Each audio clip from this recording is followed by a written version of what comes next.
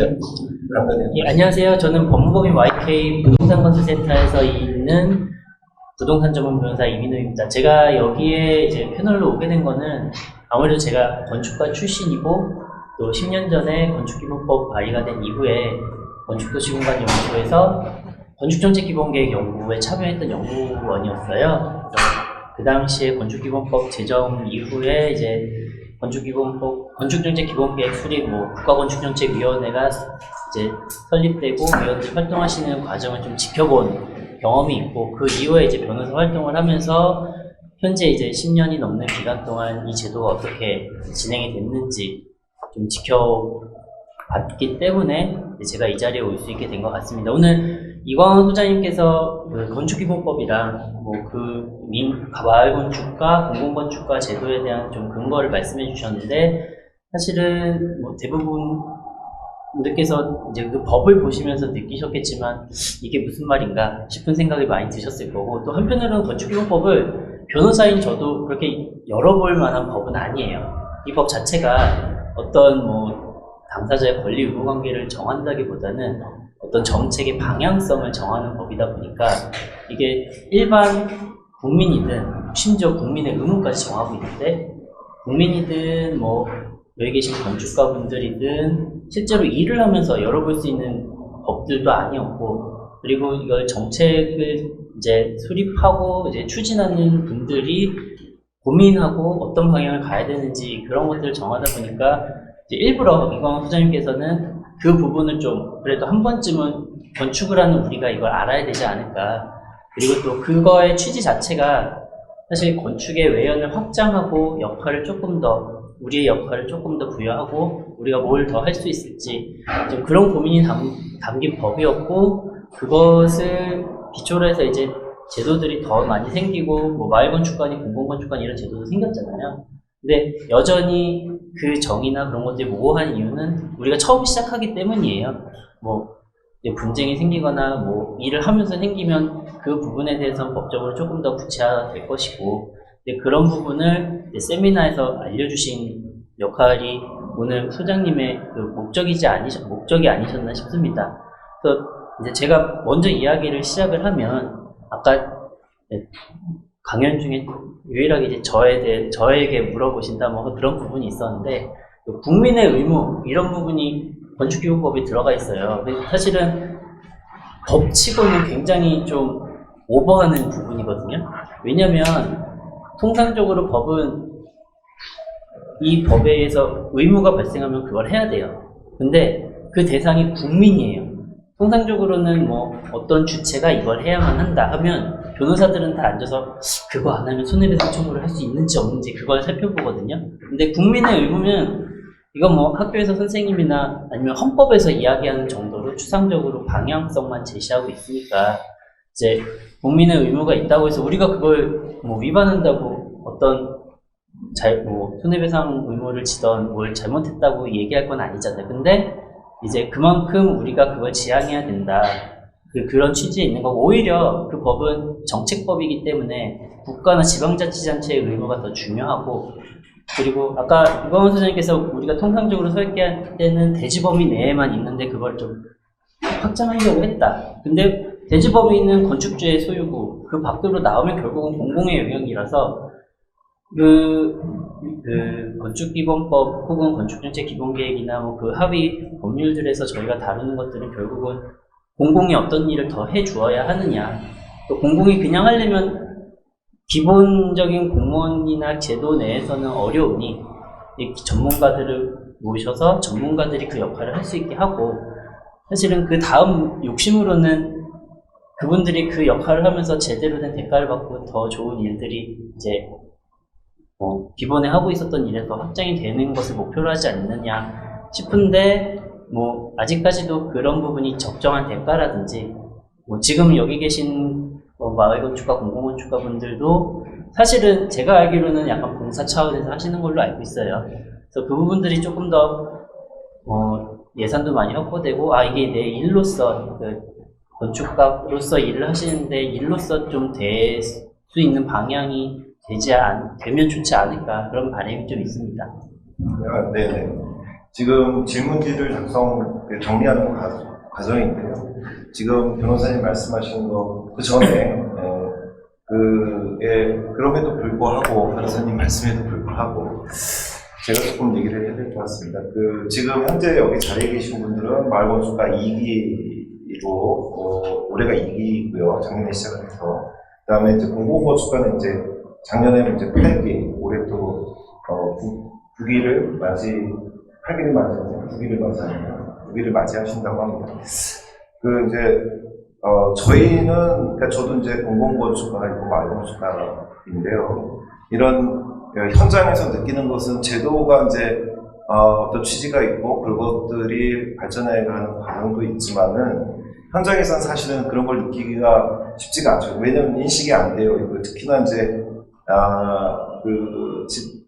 행정을 담당하는 행정 공무원분들은 기본법에 대한 이해, 저희 건축가들도 부족합니다만 그런 이해가 안 돼 있어서 특히 또 이제 행정과 칸막이라는 그런 이야기도 있습니다. 그래서 이 점에 대해서 지금 현장에서 조금 부족한 부분, 그러니까 예를 들어서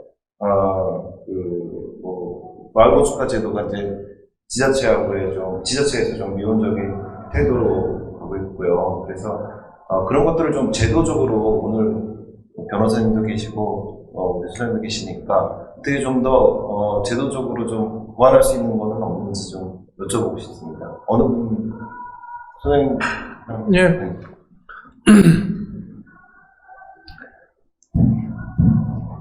우선은 이제 건축기본법에 민간건축가 참여라는 조항이 있고요. 굉장히 간략하게 되어 있죠.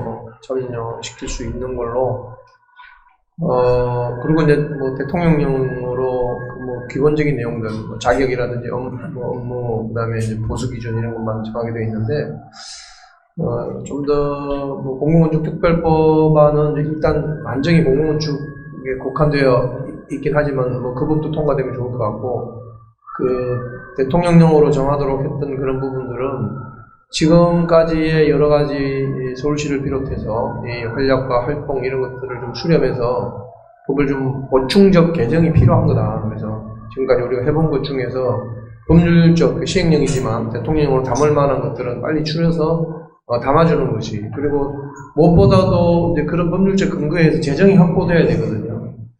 재정이 확보돼야, 여기 저도 이제 이 서울시의 일반적인 이런 공공적 형태로 참여를 다양한 작업들을 다 해봤는데 다 예산이 턱도 없이 부족합니다. 특히 재생사업 이런 쪽은 시설에 투자되는 돈은 많아 보이지만 실제 그걸 기획하고 또 그걸 설계하는 비용들은 아예 안 잡혀 있는 경우가 대부분이에요.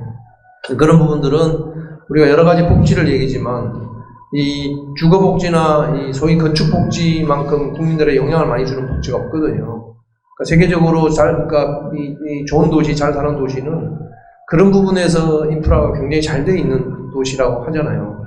그러니까 서울은 그런 면에서 도시 행복 지수는 굉장히 떨어진다고 얘기를 해요. 왜냐하면 그런 인프라들이 제대로 갖춰져 있지 않기 때문에. 그래서 사실 그런 거에 대한 재정적 투자 이런 거와 함께 심지어 가장 쉽게는 건축기본법 대통령령을 좀 개정해서라도 그런 걸 이제 담아주는 게 좋을 것 같고, 사실은 이 서울시에서 하고자 하는 이 부분들도 이게 서울시뿐만 아니라 25개 구청에도 이런 내용들이 좀 더 지속적으로 전달되려면 이게 결국에는 구청도 별도의 지자체고 서울시도 별도의 지자체고 이런 관계 속에서 지방자치에 대한 어떤 이 논의 구조나 이런 것이 좀 더 지금보다는 활발하게 돼야 되는데, 역시 이게 이제 예를 들면 서울시가 종괄건축가 중심인 도시공간 개선단에서 일을 한다 그러면 이 개선단의 일부 조직의 사업처럼 이렇게 이제 이해가 되다 보니까 결국 그런 거를 극복하는 거는 공공건축이나 마을건축가의 활동이에요.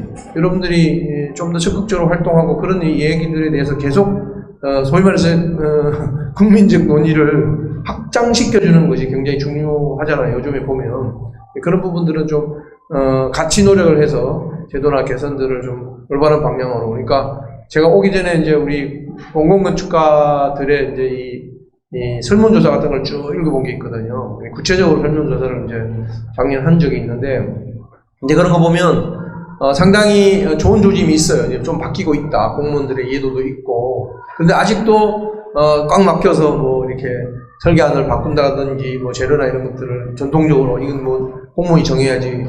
뭐, 이런 식의 흐름들이 아직도 있는 건데, 문제는 이제 이렇게 시작이 반이라고 긍정적인 효과가 있을 때에, 우리가 그런 거에 대해서 체계적으로, 정기적으로 이거는 제도화시키기 위한, 연구가 선행돼야 돼요. 때가 되면 이거를 뭐, 바꾸겠다라고 하게 되면, 못 바꿔요. 그러니까, 예를 들면 도시공간 개선단에서도 분기별로 1년에 2번 정도는 제도 개선을 하기 위해서 어떤 게 필요한지, 그런 거를 철저하게 미리 준비해서 계속 개선을 시킬 수밖에 없다. 뭐 저는 그렇게 생각하고 있습니다.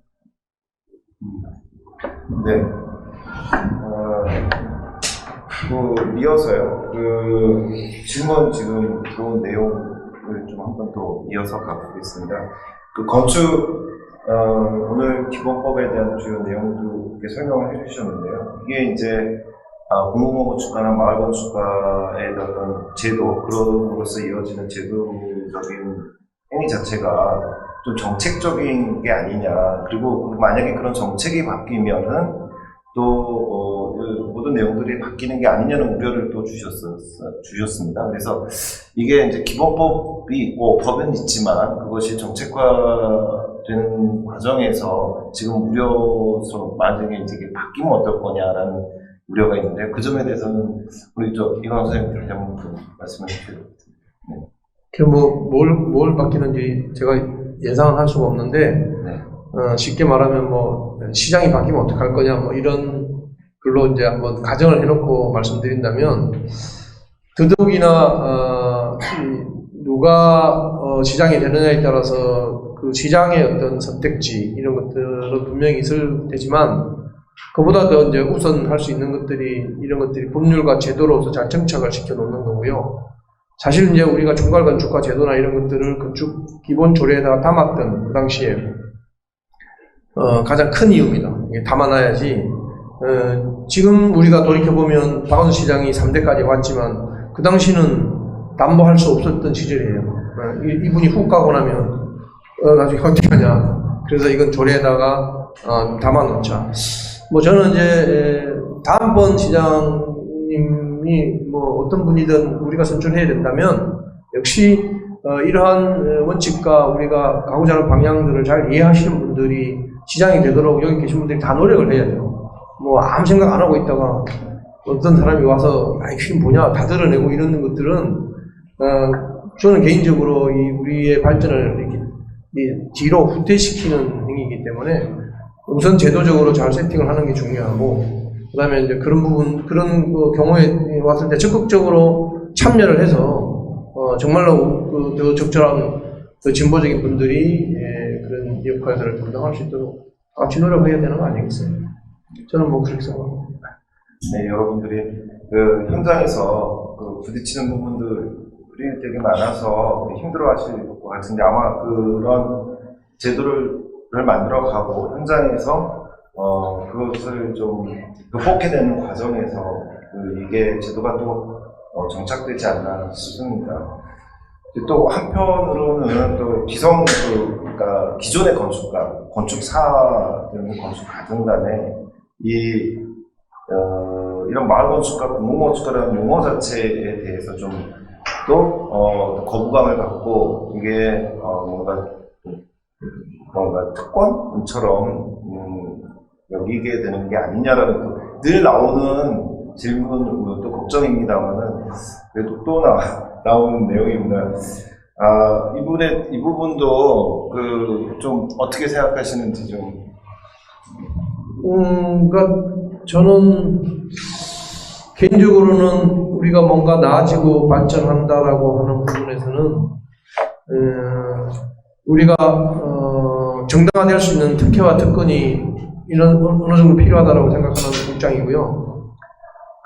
이 보는 시각에 따라 차이가 있는 것 같아요. 실제 마을 건축가나 공공 건축가를 해본 사람들은 힘들다, 괜히 했네 내가, 뭐 이런 감정을 뭐 분명히 느꼈을 거예요. 그러니까 이게 특권이다, 특혜다, 말도 안 되는 소리다 이렇게 아마 공동적으로 인식을 하고 계실 거예요. 하지만 뭐 그러지 못하는 경우에는 그렇게 또 얘기할 수도 있는 거죠. 근데 그거는 이제 이런 제도가 만들어진 배경이 궁극적으로는 굉장히 평균점에서는 우리가 낮았기 때문에 그러는 겁니다. 지금 사실은 건축 인허가 제도를 개선하고 심의를 없애자라고 하는 것은요, 그동안에 그 소위 말해서 공권 인력에서 갖고 있었던 건축 행정에 대한 권한들을 대폭 내려놓게 만드는 거고, 그 내려놓는 거지 그냥 방치하자는 게 아니에요. 전문가한테 맡기자는 거예요. 전문가한테. 건축사가 전문가잖아요. 최근에 어떤 건축사가 법규 해석 때문에 공무원과 이렇게 의견이 있었어. 근데 공무원한테 그랬어요. 법규 해석은 건축사가 하는 거야. 근데 그 말에 우리 건축사가 동의를 못해요. 내가 그 법규 해석을 한다고? 아니 어떻게 해? 그럼 공무원이 해줘야지. 이런 감정이에요. 절대로. 아니 그 법은 만인의 평등하고 국민한테 다 열려있는 거, 그걸 자기가 전문 지식으로 똑바로 보고 해석해서 그대로 밀고 나가면 되는 거예요. 책임은 누가 진다? 내가 진다. 건축사가 진다는 거예요. 그런 제도로 바꾸자는 것이 인허가 제도예요. 허가제는 없애자. 어휴, 허가제는 없으면 큰일 나죠. 왜 큰일 나냐? 개념은 공무원이 갖고 있었던 무한 책임, 말도 안 되는 책임을 우리나라 건축직 공무원들 다 갖고 있었어요. 그거를 전문가 부분은 전부 다 돌리자는 거예요. 그래서 실제로 외국의 사례를 보면요, 허가를 담당하는 그 건축이나 도시 쪽의 공무원들은 다 전문가들로만 구성되어 있어요. 경력도 있어야 되고 자격도 있어야 되고, 대부분 다 건축사고요. 대부분 다 고경력자들이 허가물을 담당을 하고 있어요. 우리나라의 현실은 그렇게 할 수가 없어요. 그거는 우리나라 공무원 채용법을 다 바꿔야 되는데 불가능한 거예요. 그래서 아이디어를 낸 게 지역건축안전센터는, 여러분 읽어보시면 지역건축안전을 위해서 만드는 거지만 전국 단위의 조직이 가능하고요. 거기에 건축사나 기술사나 전문가들의 채용이 가능해요. 근데 그런 구조를 만들어야 돼요. 그래서 거기서 이게 맞다 틀리다를 판단하고 검토를 하라는 거예요. 그래서 그게 딱 되면 그 다음에 행정공무원이 일주일 내에 허가를 팍 내주는 이런 신속 제도로 바뀔 거예요. 그래서 우선 지역건축안전센터에서 그런 업무를 할 수 있도록 만들고, 재정이 필요한데 재정은 무지무지하게 중요해요. 여러분들이 아마 마을건축가나 공공건축가로 참여하실 때 더 주목해야 될 부분이 그 재정 부분이에요. 이 돈이 어디서 나왔고 어떻게 써야 되는지, 돈도 없는 상태에서 뭘 주문하면 돈을 어떻게 만들어야 되는지를 먼저 고민해야 하는 뜻이에요. 돈도 없는 상태에서 고민한다는 것은 사상도공에 불과하거든요. 그런데 우리나라는 터무니없이 건축 허가 수수료가 싼 나라야. 건축 선진국에 비해서 100분의 1 수준밖에 안 돼요. 그러니까 당연히 우리가 그동안에 그런 서비스를 받을 수밖에 없었던 거예요. 이거를 건축주가 정당한 부담을 올리자는 거예요. 일본하고 우리하고 비교해도 100배 정도 차이 나요. 규모가 커지면. 그러니까 영국은 더 비싸요. 더 많은 돈을 줘야 돼요. 그러니까 그거는 공무원들이 다 해주는 거죠. 인허가를. 그걸 왜 그 건축사가 업무도 못하고 설계할 때 시간도 모자랐는데 맨날 어디도 뛰어다니고 그렇게 하지 말자는 거예요. 알아서 책임지게 하자. 구조 안전 문제는 구조기술자가 책임지는 거예요. 우리나라 건축법규에도 공무원이 건축 구조 안전을 책임지라는 규정은 한마디도 없어요. 다 여러분들이 책임지게끔 다 돼 있어요. 그러면서도 왜 그걸 갖고 무슨 심의를 하고 아직 구조 개선도 안 끝났는데 그걸 들여다보고 심의하면 그게 안전해져요? 하여튼 이런 얘기를 하면 끝도 없는데, 그런 부분에서 우리가 더 중요하다. 우리가 더 중요한 사람이고, 그렇게 책임성하게 바꾸겠다. 그런데 이제 대부분 우려가 건축사들이 다 그러면 좋은데 이렇게 나와요. 다 그러지 않은 부분이 있다라는 건데, 다 그러지 않는 부분에 있는 분들도 다 그런 부분으로 점차 옮겨갈 수 있도록 그거는 그쪽으로 제도를 연구하는 게 맞다. 분명히 다 그러지 않는 부분들도 상당 부분이 있는데, 오히려 그분들이 좋은 방향으로 이 분위기를 바꿔나가고 제도를 선도할 수 있도록 열어주는 게 더 맞다. 이런 취지고요. 건축위원회의 심의제도를 없애는 것은 사실 우리나라의 심의제도는 보여주기 위해서 사실 채택된 거였거든요. 미관지구가 만들어지고 73년도에 건축법에 미관심의라는 걸 도입을 했어요. 근데 그것이 더 발전하면서 이제 그냥 일반적인 계획심의로 확장되었던 거를, 그거는 이제는 건축사들한테 맡겨야지. 그걸 무슨 다른 위원들이 모여갖고 창이 작다 크다 색깔이 노랗다 빨갛다 왜 얘기하냐고. 그거는 건축사가 딱 맡겨서 그 사람이 잘못했으면 그 사람이 모든 책임을 다 지는 거고, 자기가 설계를 잘못해갖고 주변에 악영향 끼쳤으면 이제 낙인 찍히는 거예요. 그런 정도로 가야지 이거를 언제까지나 공공에서 걸러주고 해서 나중에 책임도 없어. 아무도 뭐 누가 뭐 왜 그러냐면 아이고 건축위원회에서 고치려서 고쳤다. 그런 얘기는 없도록 하는 게 맞다는 거죠. 네. 좀 마지막으로 하나 더 여기 계신 그 마을 건축가분들, 공공마을 건축가분들 대신해서 제가 하나만 더 좀 질문을 좀 드리겠습니다. 저 이민호 변호사님 드리고 싶은데요.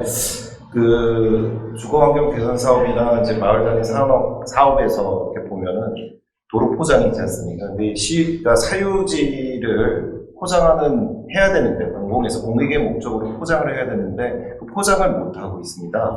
그러니까 한 20-30년 넘게 그 통행되었음에도 불구하고 못하게 되는데, 그 부분에 대해서는 좀 어떤 생각을 갖고 계신지 좀 듣고 싶습니다. 그러니까 이제 우리가 생각하는 도로라는 것은 사실은 공공공간이고요. 그러니까 그것이 도로 지목이 되든 실사도로든 우리가 다 같이 쓰는 거니까 좀 그것을 비용을 들여서 좀 고쳐야 될 필요성이 있는데, 그것이 사유지가 되게 되면 사실 현실적으로 말씀하신 것처럼 그 부분을 저희가 내 돈, 그 사유지 소유자의 돈을 들여서 하는 것도 아니고, 지자체든 마을의 자금으로 고친다고 하고 싶어도 고칠 수가 없어요. 현실적으로 이제 우리나라가 소유자의 권한을 침해할 수가 없으니까, 그러니까 그런 부분은 사실은 저희가 빈집에 관련돼서 소규모 건축물 정비법이 생겼듯이 좀 그런 구멍이 있으면 권한을 어느 쪽에 부여를 해서 일정 요청을 하고, 요청을 하지 않았을 때는 공공에서 나서서 그걸 좀 개량을 할 수 있는 좀 법률이 있어야 그걸 할 수 있는 것이지, 그냥 그것이 없는 상태에서 일방적으로 하면 그건 재산권 침해가 되기 때문에 좀 어려운 부분이 되죠. 수용을 하거나 그러지 않는. 결국 수용하는 방법이 제도화되어 있지가 아직은 않다. 네. 그러니까 왜냐면 수용을 하지 않으면 그 돈을 다 주고 사야 되는데, 네. 그 돈을 줄 만한 어떤 재정적인 여건은 안 되니까, 네. 그렇다고 강제로 수용하기는 또 어려운 상황이고, 그러다 보니까 이제 그런 도로 포장도 하나 공공에서 하지 못하는 네. 그런 상황이고요. 그러다 보니까 저희 건축가들이 나서서 그런 부분의 영역까지 그 디자인 역량을 발휘하면 좀 많은 우리가 네. 어려운 점이 있지 않나 싶습니다. 사실 이제 이런 오늘 세미나가 여러분들 바쁘신 귀한 시간 내서 오셨는데 뭔가 하나라도 좀 더 얻어가시는 시간이기를 바라는 가운데 이렇게 진행이 됐습니다. 혹시 마지막으로 질문 여기 계신 분들 중에 질문 주실 분 있으십니까? 없으신 것 같습니다. 빨리 일터로 돌아가셔야 될 것 같습니다. 그럼 여기까지 오늘의 토론 세미나를 마치겠습니다. 아무쪼록 현장에서 많은 도움이 되시기를 바랍니다. 이 자리를 빛내주신 두 강연자분과 이민호 변호사님께 좀 큰 박수 부탁드립니다.